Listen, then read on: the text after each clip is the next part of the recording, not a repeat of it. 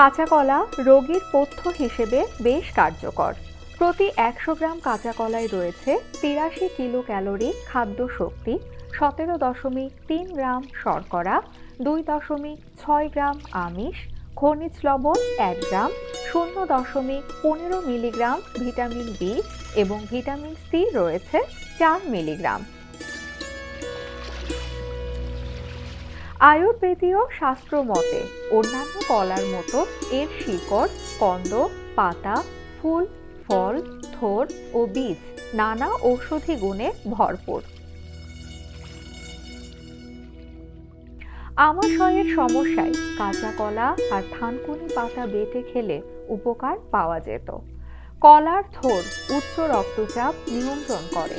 এছাড়া কাঁচকলা ডায়রিয়া রোগীর তৃষ্ণা নিবারণ এবং রক্ত বমি বন্ধে সহায়তা করে।